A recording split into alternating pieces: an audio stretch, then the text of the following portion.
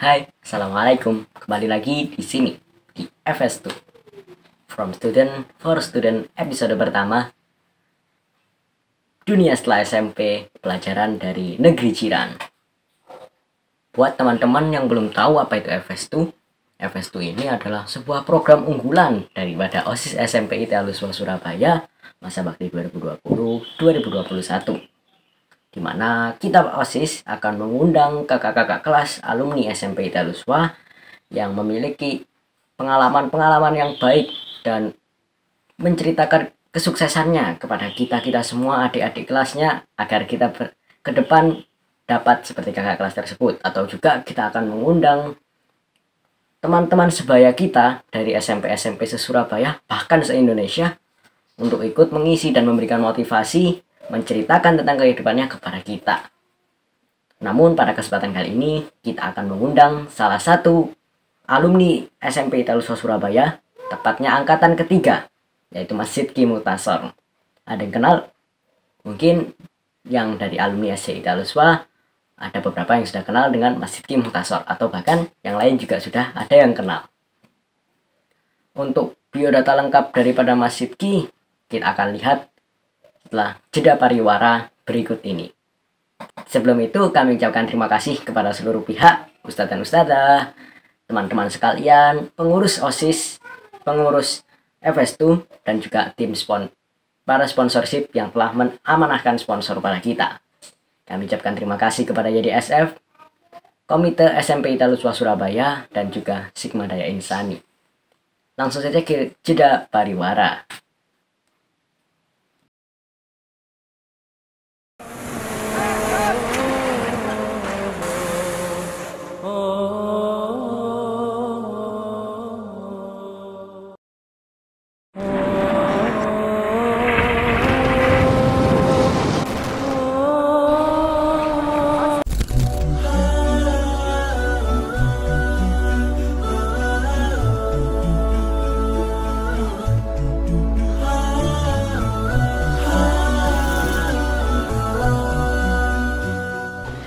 الله يعطيكم العافية. بنشكر جمعية الفلاح والشعب الأندونيسي وبارك الله فيكم على المساعدات اللي بتعطونا إياها.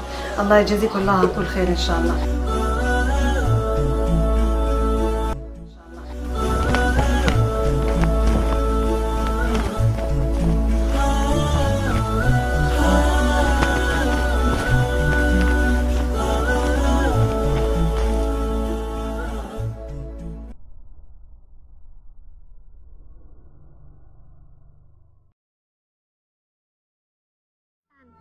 Yang mampu mengubah duri jadi mawar, mengubah cuka jadi anggur. Lo sama? Anta Indonesia? Anda juga dari Indonesia? Mengubah sedih jadi riang. Bismillahirrahmanirrahim. Assalamualaikum warahmatullahi wabarakatuh. Saya Khalid Jasadi Dalam, anggota film Ketiga Cinta Pertaswi. Saya mengajak Anda untuk menunaikan kurban Anda melalui YDSF. Insya Allah lembaga ini aman. Terima kasih banyak. Wassalamualaikum.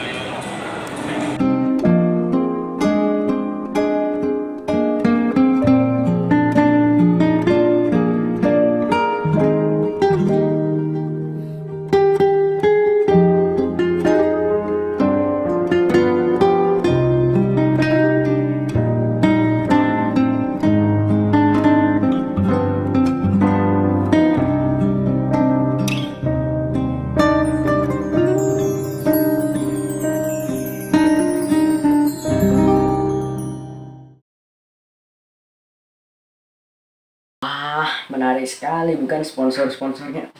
Apabila teman-teman berminat dapat hubungi CP di broadcast FS2 ini.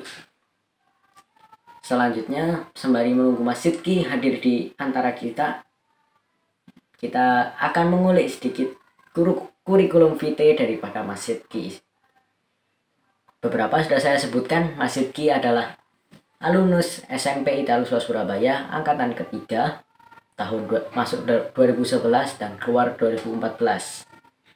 Sekarang Mas Sidki sedang menimba ilmu di negeri jiran, negeri Malaysia, tepatnya di Kuala Lumpur, dengan mengambil jurusan Usuluddin dan perbandingan agama. Untuk Usuluddin ini buat teman-teman yang belum tahu, usuluddin adalah dari bahasa Arab, yaitu usul dan ad-din. Usul artinya dasar dan ad-din artinya Islam, atau usuluddin dapat disebut dengan dasar-dasar agama Islam. Dan juga Masjid Ki mengambil perbandingan agama. Berikut kurikulum vitae Masjid Ki. Selamat membaca. Alhamdulillah telah hadir di sisi kita Mas Sidki Muhtasor sebagai pemateri kali ini. Assalamualaikum Mas Sidki. Waalaikumsalam Mas Azam. Ya, Mas Sidki bagaimana kabarnya Mas? Alhamdulillah baik, sehat. Azam sekeluarga gimana? Alhamdulillah sehat Mas. Oh ya teman-teman, buat teman-teman yang mungkin belum tahu, Mas Sidki ini adalah salah satu alumni daripada SMP Italuswa Surabaya. Kalau boleh tahu angkatan berapa ya Mas? Angkatan 3. Angkatan 3. 8 tahun terakhir, mungkin 2008 ya Mas? Apanya 2008 itu maksudnya? Lulus. Oh, masuknya gitu Mas, lulusnya. Saya lulus 2011. Oh. Bukan lulus, maaf, itu lulus SD masuknya. Lulusnya 2014. Oh, 2014. Siap. Lulusnya 2014. Siap, Mas. Oh ya, Mas, kalau boleh tahu nih, Mas, gimana Mas kesan-kesannya waktu belajar di SMP Aluswa? Ada seru atau bagaimana, Mas? Boleh enggak Mas diceritakan ke kita? Pas dulu waktu saya itu kan ya SMP bisa dibilang masih awal-awal pembangunan gitu. Jadi baik dari infrastruktur, baik dari metode mengajar dan fleksibilitas guru. Maksudnya bagaimana guru berinteraksi dengan murid-muridnya. Mungkin sekarang masih sama baiknya gitu.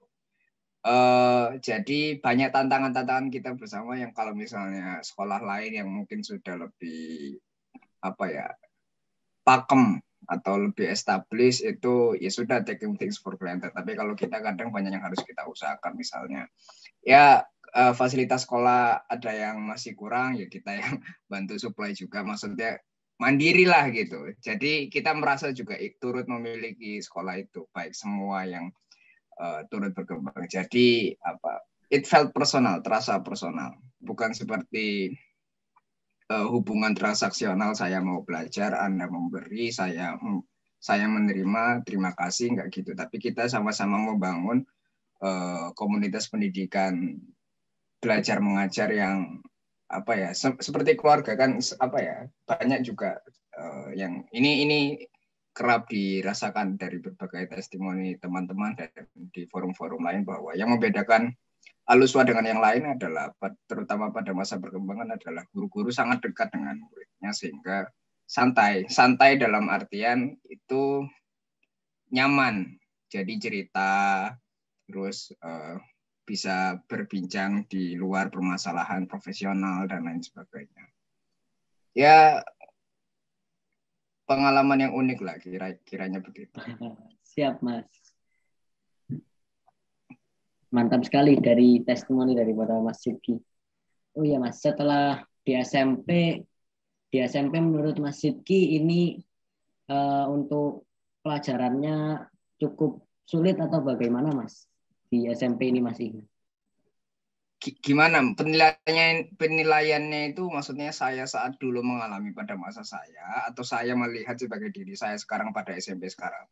Saat Mas Sidki berada di SMP Mas, kan mungkin tantangan saat mulai remaja mungkin kan pinginnya main-main sama teman, terus ada waktu untuk belajar. Di SMP sudah mulai waktu ingin bermain bersama temannya kan paling lebih besar ya Mas daripada waktu belajarnya kalau menurut saya. Kalau menurut Mas Sidki bagaimana Mas di SMP ini cara mengelola waktu lah seperti itu? Maksudnya di SMP cara saya pribadi mengelola waktu gitu. Iya Mas.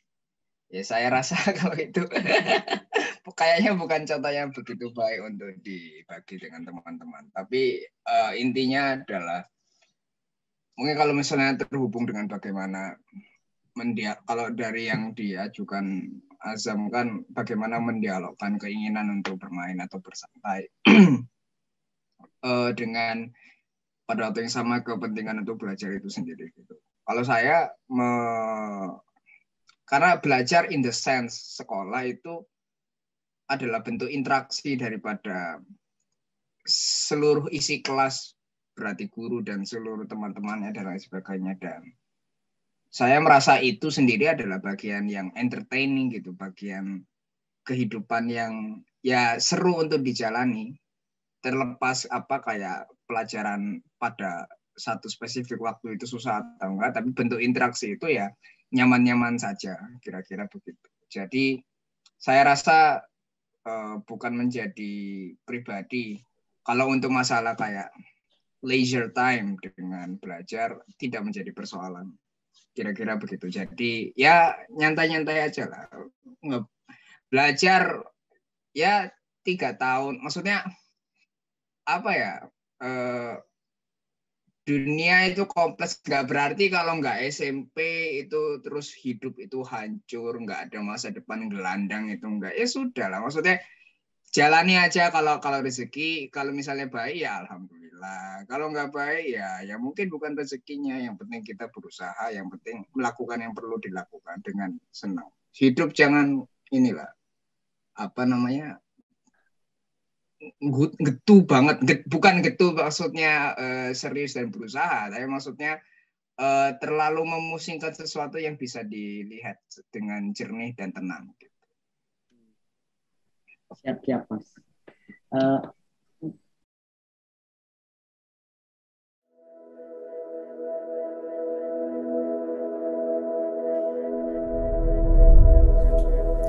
Manfaat seharusnya menjangkau seluruh sendi-sendi masyarakat. Sebagai pemegang tongkat estafet kebaikan, kami terus berupaya untuk selalu memegang amanah dalam usaha menghadirkan manfaat hingga dapat dirasakan oleh mereka yang membutuhkan. Kami, Yayasan Dana Sosial Al-Falah, sejak tahun 1987 terbukti mampu, amanah, dan dipercaya oleh banyak perusahaan serta institusi di Indonesia sebagai mitra untuk menyalurkan kebaikan dalam berbagai program sosial kemanusiaan melalui Corporate Social Responsibility berupa berbagai kerjasama dengan banyak perusahaan besar di Indonesia dan juga kegiatan layanan donatur yang tersaji dalam kajian aktual Al-Falah, event nasional, konser kemanusiaan, halal bihalal, serta kajian rutin donatur. Memiliki jaringan dan sumber daya manusia yang solid hingga ke seluruh pelosok desa di Indonesia, kami siap bekerja sama dengan Anda untuk meningkatkan kualitas hidup saudara-saudara kita yang sedang membutuhkan. Mari bekerja sama dalam kebaikan, memperpanjang uluran tangan, dan mewujudkan sebanyak mungkin mimpi. Bersama menyeberangi lautan, mendaki puncak gunung tertinggi untuk dapat selalu hadir, merangkul mereka, mengulurkan tangan untuk bersama-sama membangun negeri tercinta. YDSF, sahabat yang menghadirkan manfaat. YDSF menginspirasi setiap generasi.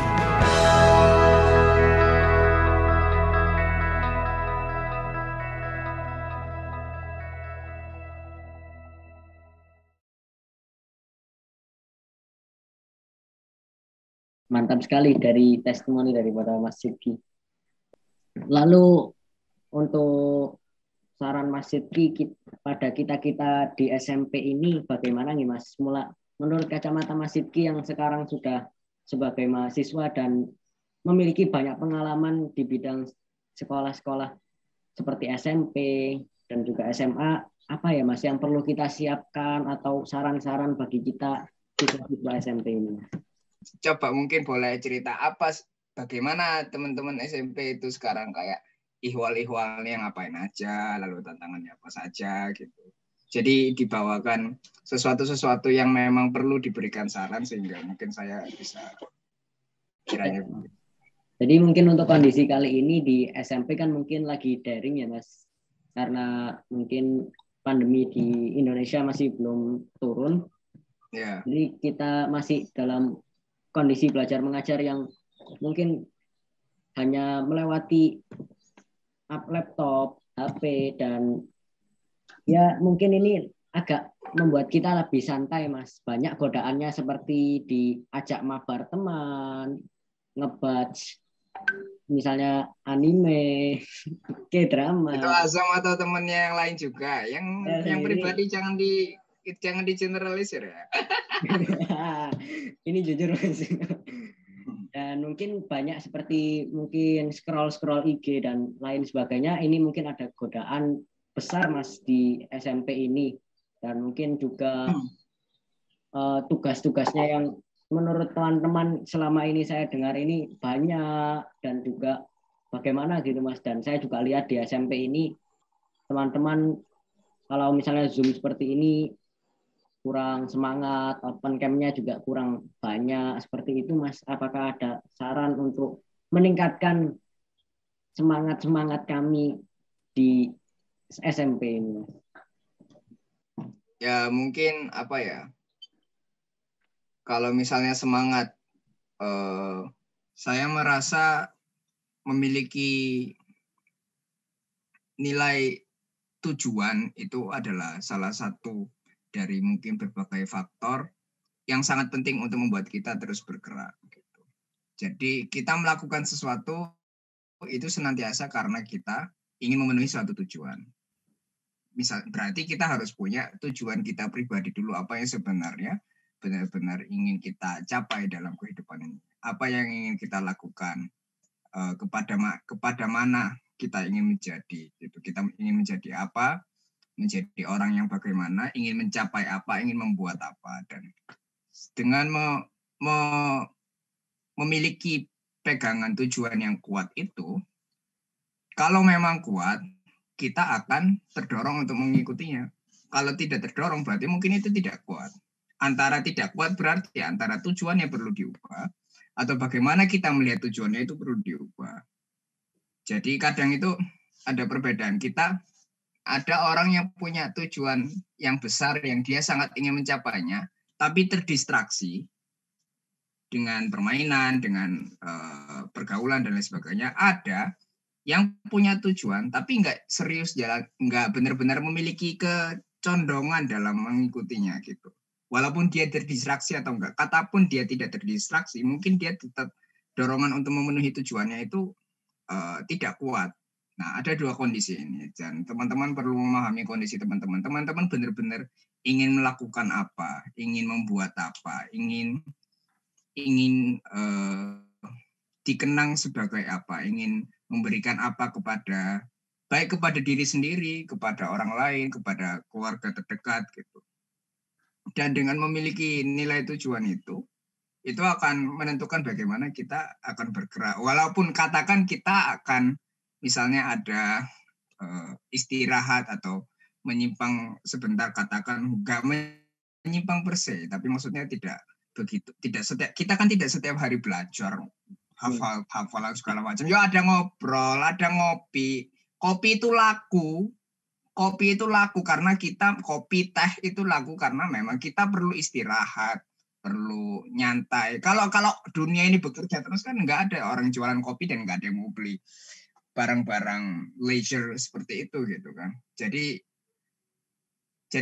sekiranya katakan kalau kita itu tetap ada waktu bersantai, dengan kita memiliki rasa kepentingan untuk memenuhi tujuan yang kuat itu, kita akan pada akhirnya, oke, aku akan perlu berhenti dalam bersantai ini, maka aku akan setelah ini gitu, akan kembali meneruskan apa yang seharusnya aku lakukan untuk memenuhi tujuan ini. Katakan, misalnya kalau dalam tataran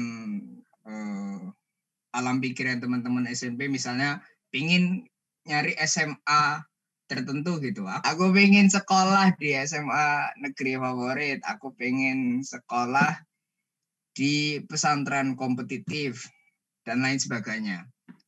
Kalau memang keinginan itu dipegang dengan kuat, dia akan pada sendirinya menyeriusi apa-apa yang perlu dipenuhi, dan tentu saja segala hal yang perlu dipenuhi untuk mencapai itu terkait dengan bagaimana capaian akademik gitu. Jadi setiap masuk kelas itu senantiasa memutar itu, ini adalah penting, aku perlu mengambil ini untuk kepentingan tujuan masa depanku. Jadi tidak hanya untuk belajar itu per se. Jadi apa sih gunanya biologi ini? Apa gunanya apa ini? Enggak. Aku nggak akan merasa menggunakan ini dan lain sebagainya. Pada waktu yang sama, manusia akan berkembang. Pada satu tingkatan masa, kita mungkin melihat sesuatu itu tidak relevan, kemudian pada akhirnya kita akan menemukan bahwa itu ada hubungannya, atau kita itu bisa mempelajari sesuatu dari situ walaupun tidak sesuatu itu sendiri, kalau itu make sense. Kayak misalnya ya saya yang alami, dulu saya banyak kayak saya nggak ngerasa ini kepakai, nggak ngerasa membutuhkan ini dan lain sebagainya. Tapi pada masa sekarang banyak yang saya apresiasi akan semua hal, bahkan yang mungkin saya pernah kutuk atau yang pernah saya tidak sukai gitu. Jadi jangan sok tahu, kira-kira jangan sok tahu akan kebutuhan kita, itu satu. Makanya penting untuk berkonsultasi dengan guru dan lain sebagainya. Jadi jalani saja apa yang memang perlu dijalani. Dan tentu saja untuk juga mencari tahu akan apa yang benar-benar dibutuhkan untuk mencapai tujuan kita. Lalu perlu menanamkan rasa memiliki tujuan itu. Jenengan mau berbuat apa? Jenengan mau menjadi apa? Kalau memiliki prinsip itu dengan kuat, maka jalannya bagaimanapun gampang selama kita tahu bahwa itu memang bisa memenuhi tujuan itu. Gitu. Siap Mas, cukup rasanya agak menampar diri saya sendiri Mas. Jangan bahasa orang sekarang itu kok kasar-kasar, enggak sayang diri sendiri kok, kenapa? Nyubit gitu kan mending lah, atau mengingatkan saya. Jangan kasar-kasar lah. Siap Mas. Wah, dari kata-kata Mas Sidki ini cukup mengingatkan diri kita sendiri untuk lebih fokus ke depannya agar lebih menata tujuan-tujuan kita. Nah, Mas Sidki, ini Mas Sidki dari SMA, SMP, SMA dan sudah menempuh jalur mahasiswa ini Mas.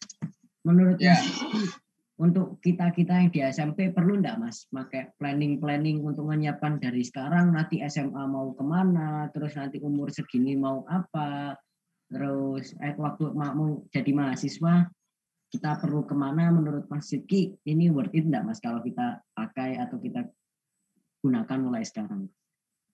Tentu saja itu sangat diperlukan karena tujuan jangka panjang itu memberikan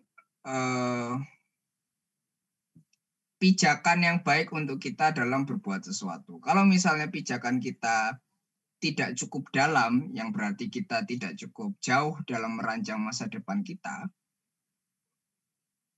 melakukan sesuatu hanya untuk pada masa itu sendiri. Kita misalnya contohnya ada bedanya, misalnya katakan bodybuilder lah, atau binaragawan. Pola makan binaragawan dengan pola makan orang biasa itu berbeda. Binaragawan melihat jauh ke depan. Saya ingin mencapai bentuk raga yang seperti ini gitu. Maka setiap hari makanan saya harus mengandung jumlah gizi seperti protein segini, gizi vitamin segini. Pada tiap hari disusun seperti itu, pada waktu yang sama juga olahraganya juga diatur. Nah, orang biasa yang makan apa yang ada, yang enak gitu. Sekarang makan sehat, besoknya pengen makan apa. Dia orang biasa makan untuk kebutuhan waktu itu, biar nggak lapar gitu kan. Nah, sedangkan binaragawan makan konsumsi untuk pembangunan dirinya, untuk dia melihat sesuatu di jauh ke depan itu. Gitu. Nah, ada kalau misalnya di posisi kita belajar, ada Ada mungkin kita atau teman-teman kita belajar di kelas hanya untuk lewat kelas itu. Hanya ya sudah, ayo ini dijalani aja biar habis ini istirahat gitu. Ada yang kayak gitu. Ada yang menyerap kemudian menyiapkan untuk ujian, yang mana dia menargetkan ujiannya baik, kemudian dia bisa memasuki persyaratan untuk jenjang yang lebih selanjutnya, biar nilainya baik, rapotnya baik, biar bisa masuk SMA yang diinginkan. Kemudian baik secara keilmuannya, kemudian dia bisa mempraktekkan apa yang ingin dia lakukan. Ada perbedaan karakter ini, kira-kira begitu. Jadi dengan memiliki tujuan dan rancangannya, itu akan membuat cara kita berpikir dalam melakukan sesuatu itu semuanya akan berbeda. Gitu. Makanya salah satu 10 muwafaqat itu kan ada harisun liwaqtihi. Jadi orang yang taat dalam waktu dan munazoman fi syu'unihi, dan teratur dalam berbagai urusannya. Jadi urusannya itu teratur, bukan untuk melakukan urusan karena urusan itu sendiri pada waktu itu.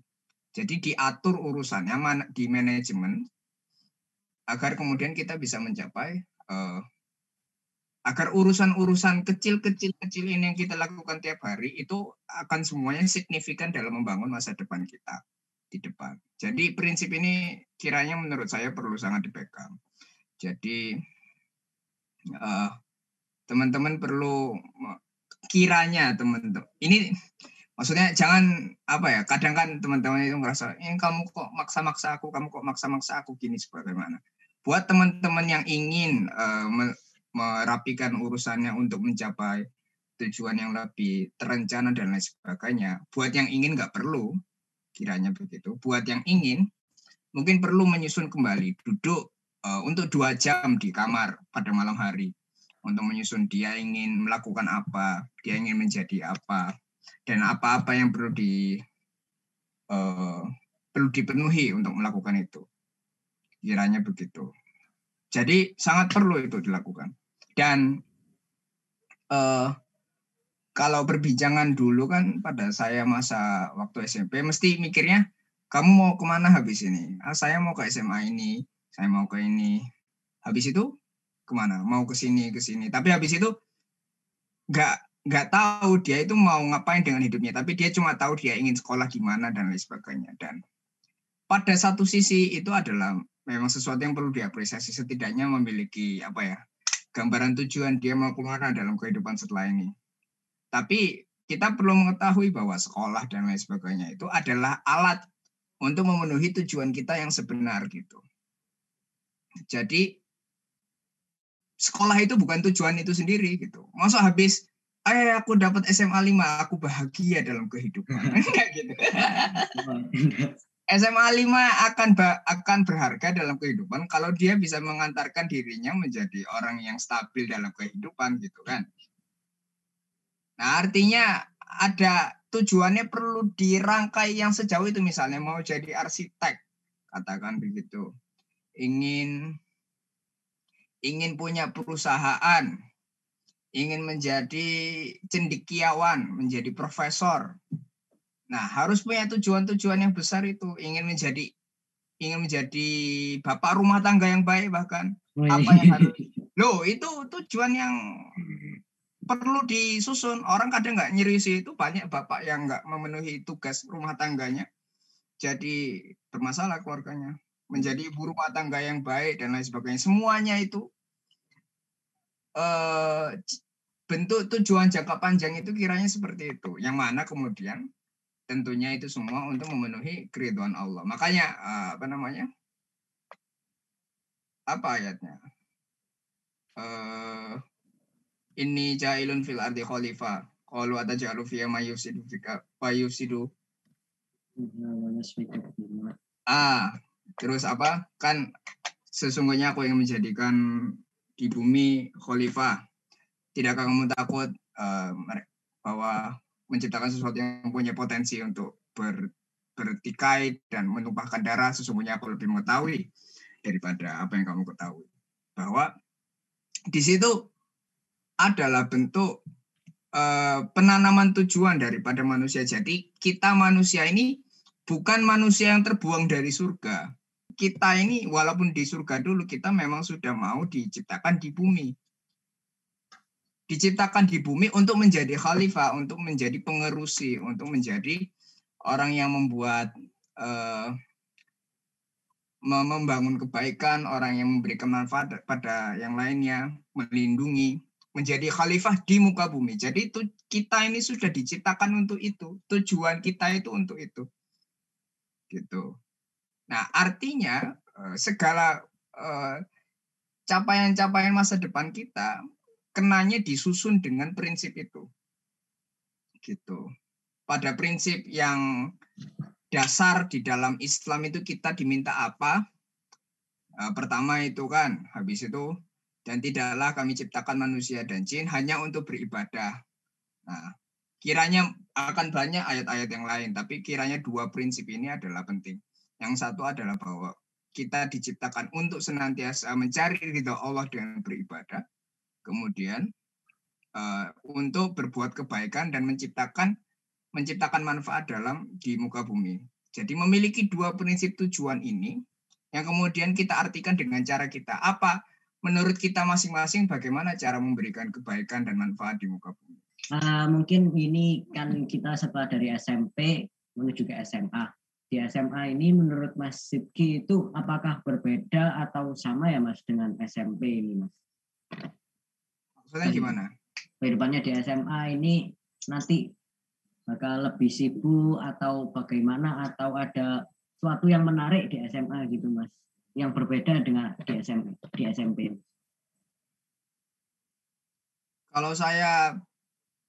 Kalau menurut saya sebenarnya sama saja. Yang membedakan adalah bagaimana saat umur kita berkembang, kemudian cara kita melihat dunia lebih berkembang daripada sebelumnya. Ada kebudayaan-kebudayaan yang berbeda dari kebudayaan. Sebenarnya yang berbeda itu bukan hidup SMA dan hidup SMP, tapi hidup anak-anak di umur SMA dan hidup anak-anak di umur SMP. Dan dinamika ini yang nanti akan berubah.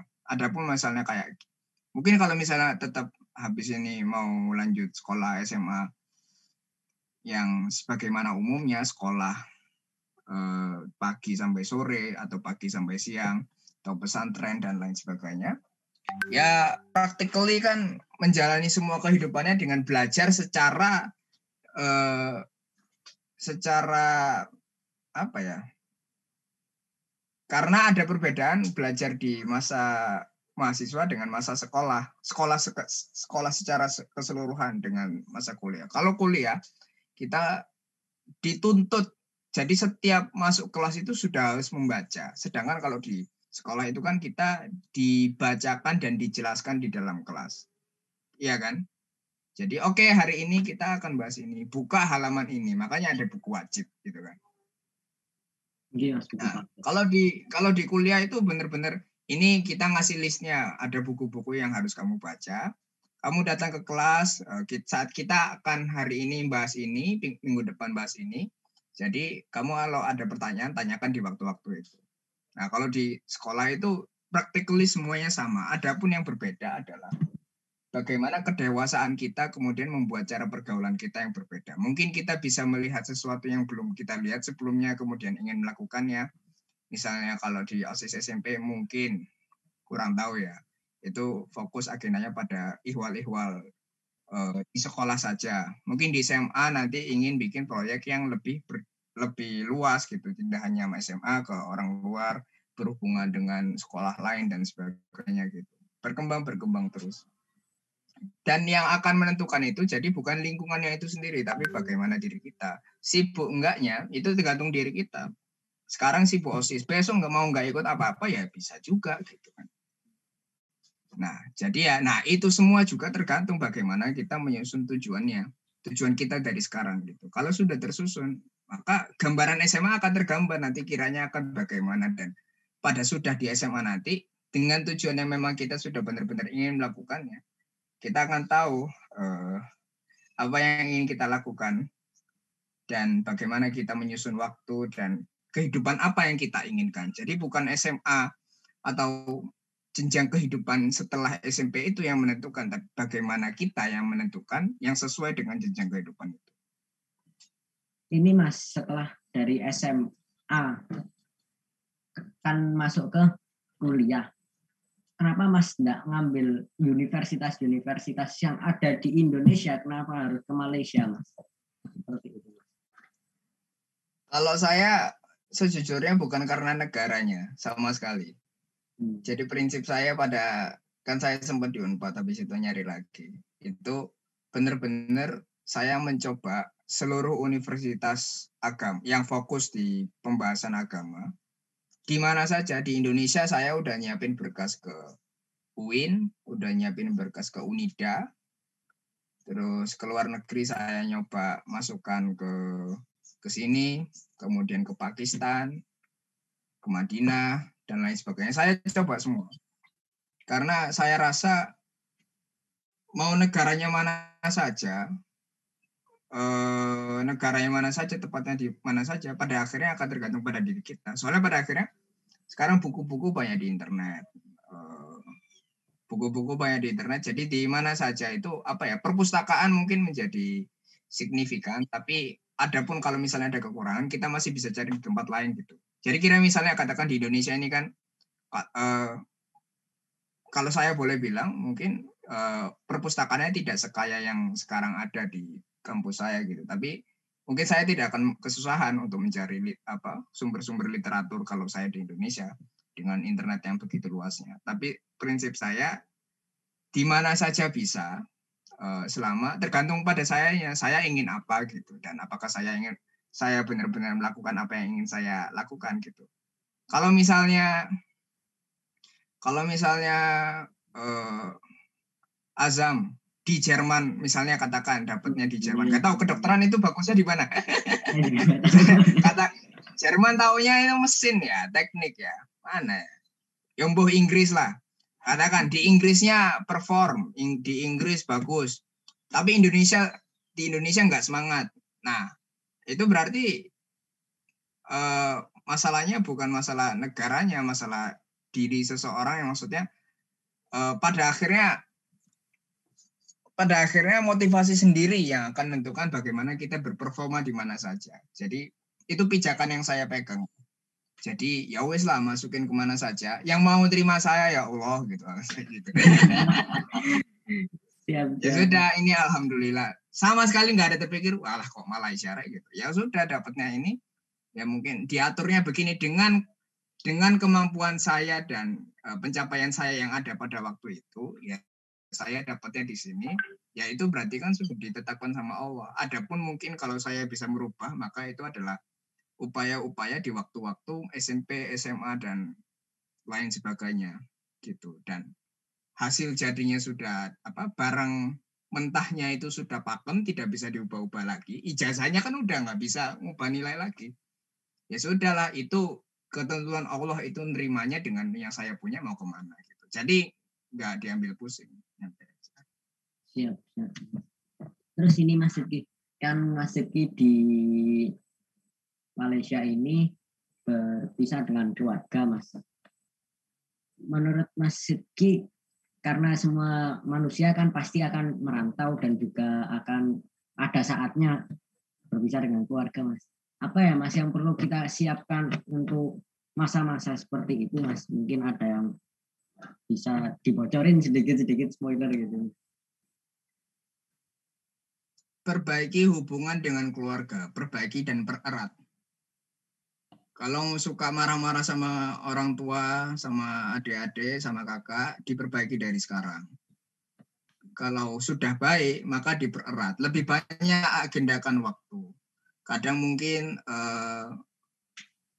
perlu pause sejenak dari dari main game atau dari main sama teman. Mulai coba benar-benar luangkan waktu dengan keluarga. Mungkin anggota keluarga kita belum paham kenapa kok anak ini tiba-tiba benar-benar affectionate atau benar-benar dekat, tapi itu akan berharga buat kita dan buat mereka juga. Tentu anggota keluarga senang kalau kita mempererat hubungan dengan kita. Karena pada akhirnya ya, komunitas yang paling kuat dan yang akan sangat senantiasa berkesan adalah keluarga kita gitu. Kita makanya kita menghabiskan waktu sangat banyak dengan teman kita. Mereka mungkin nanti sibuk dengan urusan-urusannya sendiri, tapi keluarga kita enggak gitu. Akan terasa sangat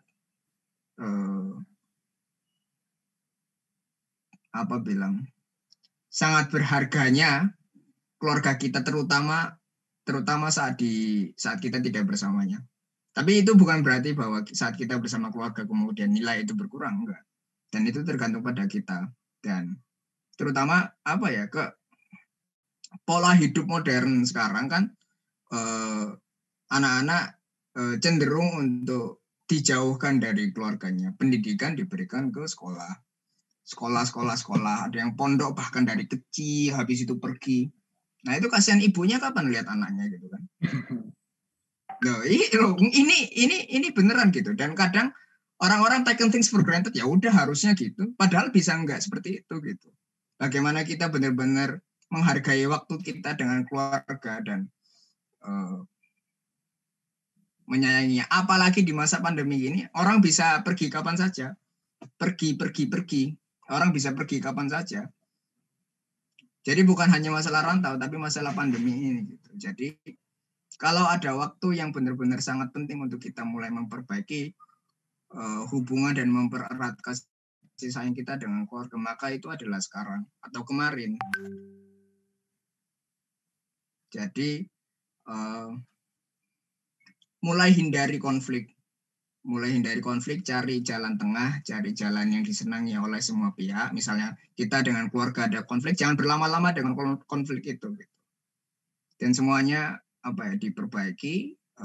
Bagaimana kita bisa, kalau nanti perlu berpisah, kita sudah tenang, setidaknya saya tidak menyesal sudah meluangkan waktu yang sebegitu signifikan untuk keluarga saya. Begitu.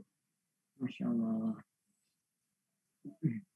Cukup dalam untuk pembahasan di topik yang kali ini. Mungkin ini yang terakhir ini Mas. Nggak usah banyak-banyak lagi Mas, karena mungkin di masjid ini sudah mau zuhur, sudah jam 11.41 di masjid ini. Nah, kalau misalnya di Malaysia ini, kalau boleh tahu ya Mas, kehidupannya di sana itu bagaimana ya Mas? Karena kita sendiri di Indonesia ini lagi nggak bisa kemana-mana, kita cuma bisa di dalam rumah, sedangkan mungkin di Malaysia sudah agak turun. Sekarang kondisinya bagaimana ya Mas? Sambil wisata sedikit ini kita. Iya, wisata online ya. Ya Mas, betul. Secara praktis pada pertama saya ke Malaysia, saya nggak ngerasa ada perbedaan yang signifikan. Dalam artian ke warung, ya makanannya ya yang jual kadang orang Medan, orang Madura, terong balado, ada. Kemarin makan aku. Iya. Tempe lah, yo apa, yo makanan kita, yo semuanya di sini, santan-santanan segala macam. Jadi ya kerasa rumah aja gitu, kayak nggak kemana-mana gitu, nyantai aja. Kayak keluar kota, bedanya pakai paspor. Keluar kota tapi pakai paspor.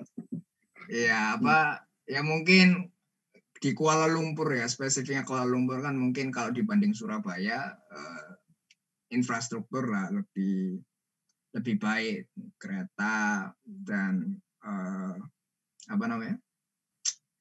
trotoar itu mahal sekali perawatannya di sini dan memang diperhatikan dengan baik gitu. Mungkin itu perbandingan yang pasnya semestinya dengan Jakarta, tapi menurut saya ya kurang lebih sama gitu kalau tidak lebih baik gitu. Kalau masalah penata kotaannya ya, tapi kalau misalnya kebudayaan biasa saja. Kayak kita tidak perlu belajar Malaysia untuk kita bisa hidup di Malaysia gitu. Misalnya mungkin teman-teman saya kalau ngomong sama orang Malaysia sudah lebih fasih dalam bahasa Malaysia, baik dari logat dan bahasanya. Kalau saya kok agak susah gitu. Saya tetap pakai bahasa Indonesia sama mereka. Oh, Jadi mereka ngomong Malaysia saya paham, saya ngomong Indonesia mereka paham. Jadi ya tetangga aja, kayak kita main ke luar kota, luar provinsi. Kita mungkin di Jawa, mungkin kayak kita main ke Sumatera, kira-kira gitu. nggak ada kayak Mas? Apa? Nggak ada kayak shock kultur gitu Mas antara negara Indonesia. Kan biasanya kalau yang cerita-cerita yang mungkin didengar ya Mas, kalau misalnya ada mahasiswa dari Indonesia ke luar negeri, misalnya kayak Jepang gitu kan, shock kulturnya kerasa banget gitu Mas. Berarti di Malaysia ini nggak terlalu itu ya Mas, nggak terlalu keras ya Mas shock kulturnya menurut Mas? Enggak lah, enggak. Ini pekerja kebersihan di sini orang-orang Indonesia semua. Jadi saya tetanggaan gitu, ya nggih Bu gitu. Monggo. Di Malaysia. Loh iya, emang gitu. Jadi nyuantai wae gitu istilahnya. Siap. Mungkin ini bakal jadi referensi buat teman-teman yang mau melanjutkan pendidikan di Malaysia. Mungkin sedikit cerita dari Mas Sip. Banyak sih, sampai 1 jam ini dapat menambah ilmu teman-teman, dan mungkin kalau mau ke Malaysia bisa tercerahkan sedikit dengan wisata-wisata online dengan Mas Sidki. Baik Mas. Oh ya Mas, kalau misalnya Mas Sidki ini kan ngambil di jurusan Usuluddin dan perbandingan agama. Nah, Mas Sidki gini ada ngerasa kayak salah milih jurusan enggak Mas? Ada rasa kayak menyesal milih jurusan ini? Dan apa ya Mas yang perlu kita siapkan di SMP untuk jenjang mahasiswa itu Mas? Enggak ya, kalau salah jurusan saya merasa enggak. Bahkan sebelumnya kan saya sempat setahun di Unpad ambil hukum, saya juga tidak menyesali itu gitu. Semuanya adalah pelajaran berharga yang sama pentingnya buat saya. Dan yang membuat saya memilih Usuluddin adalah mungkin ini karena sebab sekolah Islam terpadu Al-Uswah SD, SMP, SMA pada masa saya kan memang terbilang baru, dan di SMP pelajaran agamanya masih PAI ya. Betul Mas, masih PAI. Nah ya kan, terus nggak tahu apa maksudnya itu comply dengan kurikulum negara atau enggak. Dalam artian maksudnya saya tidak merasa kurikulum negara di PAI itu cukup untuk membuat seorang Muslim keluar dari SMA dengan pijakan agama yang kuat gitu. Pijakan agama itu bukan hanya masalah ruhiyah kita, bukan masalah kesalehan, tapi bagaimana kemudian kita bisa melihat sesuatu di kehidupan sehari-hari kita dan jawaban-jawaban akan permasalahan dengan agama itu sendiri. Makanya berbeda dengan pesantren itu kan dari setara dengan SMP kelas 1 itu kan udah belajar fikih, udah tafsir, nahwu, sorof dan lain sebagainya. Dan saya merasa karena saya memiliki absensi pengetahuan itu, saya merasa masih kurang lah dalam memiliki pijakan-pijakan keilmuan agama, bukan hanya kehidupan agama secara ruhiyah, tapi keilmuan agama. Saya merasa perlu menyeriusi itu gitu, belajar dari yang paling asasi, yang paling dasar. Usuluddin itu kan ya dasar-dasar agama gitu. Jadi masalah akidah, masalah filsafat, konsep-konsep dalam agama, begitu-gitu. Ya, berarti oh ya, tadi pertanyaan yang perlu disiapkan. Maka yang perlu disiapkan adalah yaitu harus memiliki gambaran yang kuat akan apa yang ingin kita lakukan. Aku lebih prefer untuk memilih apa yang ingin kita lakukan daripada kita ingin menjadi apa gitu. Karena dengan memijakkan pada pilihan apa yang ingin kita lakukan, opsinya akan sangat banyak. Saya ingin nulis buku, saya ingin bikin perusahaan, saya ingin bisa menyantuni orang-orang yang kurang mampu sebegitu besarnya. dan lain sebagainya. Sehingga okupasi kita, profesi kita tidak membatasi kita dalam melakukan berbagai hal itu gitu. Kayak saya, misalnya saya kalau saya pribadi pengen nulis banyak buku yang kemudian bisa bersumbang signifikan dalam dunia perkembangan agama Islam, tapi saya tidak membatasi diri saya. Misalnya kalau sekarang ya pengennya idealnya misalnya jadi dosen gitu. Enggak jadi dosen nggak apa-apa, jual pentol nggak apa-apa. Kalau masih bisa baca buku dan bisa nulis nggak apa-apa gitu. Kalau buat saya pribadi ya saya yang saya susun rencananya adalah untuk menjadi profesor. Tapi kemana hidup kita membawakan hanya Allah yang tahu. Nah, jadi yang perlu disusun adalah apa yang ingin kita lakukan dan kemudian pada saat kuliah kita memilih bidang mana yang ingin kita dalami secara spesial gitu. Ingin kita khususkan dalam yang berhubungan dengan kebanyakan dari apa yang ingin kita lakukan dalam kehidupan. Sehingga istilah salah jurusan itu lebih pada penyesalan, misalnya kadang susah atau tidak serius dalam mengonsep, tidak serius dalam memikirkan apa yang dipelajari dan apa yang ingin dicapai gitu. Jadi nanti tentu saja perlu riset dengan kampus masing-masing, dengan jurusan masing-masing. Kadang jurusan yang sama dengan kampus yang berbeda, kurikulumnya bisa berbeda. Kurikulum akidah filsafat di UIN dengan kurikulum akidah filsafat di sini cukup berbeda. Dan itu perlu dilihat-lihat dulu saat kita menyusun dan lain sebagainya. Kira-kira begitu. Ya, Mas. Alhamdulillah sudah kurang lebih 40 sampai 1 jam kita berbicara tentang masa depan, membicarakan tentang future kita. Dan mungkin kurang lebihnya seperti ini. Mungkin dari Mas Sidki, apakah ada closing statement Mas untuk acara kali ini? Tetap semangat, pererat hubungan dengan keluarga, dan rangkai tujuan yang baik. Siap. Gitu aja. Alhamdulillah, sangat singkat, padat, dan cukup menggambarkan dan dapat kita pegang untuk menuju masa depan. Mungkin saya ucapkan sekali lagi terima kasih kepada Mas Ki atas waktu yang telah diluangkan. Mohon maaf Mas, mendadak sekali. Kurang dari 5 hari saya baru nyari Mas Ki. Siap Mas. Mungkin cukup sekian podcast kali ini. Saya tutup dari sini. Terima kasih atas kehadiran teman-teman. Selamat datang di podcast selanjutnya. Saya mohon pamit undur diri. Assalamualaikum warahmatullahi wabarakatuh. Waalaikumsalam warahmatullahi wabarakatuh.